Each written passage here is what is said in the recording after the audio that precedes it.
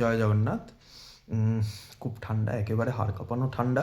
এই ঠান্ডায় আমরা ভগবানের স্নান কি করব, মানে বিগ্রহগণকে আমরা যে বিগ্রহের পুজো করি তাদের শীতল জল নিবেদন করব না ঈষদুষ্ণ জল নিবেদন করব, এই প্রসঙ্গে শাস্ত্রে কী বলছে সেটা আমাদের জানতে হবে।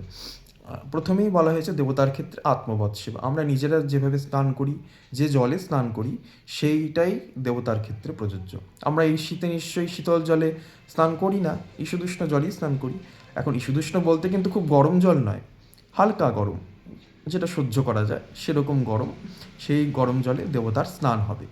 এখন অনেকে আমার কথা নাই বিশ্বাস করতে পারেন, এ প্রসঙ্গে আমরা শাস্ত্রে কী বলা হয়েছে সেটা জানবো।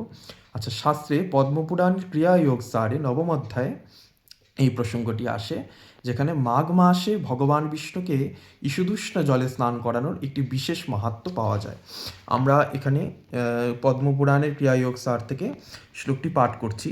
ঈষদুষ্ণ জলেই শুদ্ধই স্নাপয়েদ বিষ্ণুমম অব্যয়ম অতিশ্লোথৈশ্চন্দনৈশ্চ বিষ্ণুরঙ্গং না লেপয়েদ। অর্থাৎ ঈষদুষ্ণ শুদ্ধ জলে অব্যয় বিষ্ণুকে স্নান করাবে, অতি শ্লথ চন্দন দ্বারা বিষ্ণুর অঙ্গ লেপন করবেন। এটা শীতকালের ক্ষেত্রে বলা হয়েছে। আচ্ছা, এর পরের শ্লোকে বলা হয়েছে সলিলৈরীষদুষ্ণৈশ্চ স্নাপয়তি কেশবম মাঘ মাসে দ্বিজশ্রেষ্ঠ ফলং তস্য ময়োচ্যতে। অর্থাৎ মাঘ মাসে ঈষদুষ্ণ জলে কেশবকে যাহারা স্নান করায় তাহাদের কি ফল হয় শ্রবণ করো।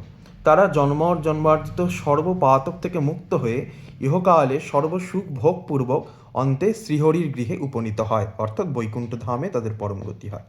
তাহলে আমরা এক্ষেত্রে জানতে পারলাম যে কোথাও ঈষদুষ্ণ জলে স্নান করানোর নিষেধাজ্ঞা নেই। অবশ্যই আপনারা শীতকালে ভগবানের যে বিগ্রহ আপনারা বাড়িতে সেবা করেন, যে দেবতার বা যে দেবীর বিগ্রহ সেবা করেন, তাকে ঈষদুষ্ণ জলে স্নান করাতে পারেন। সকলে ভালো থাকুন, সকলকে ভালো রাখুন। জয় জগন্নাথ।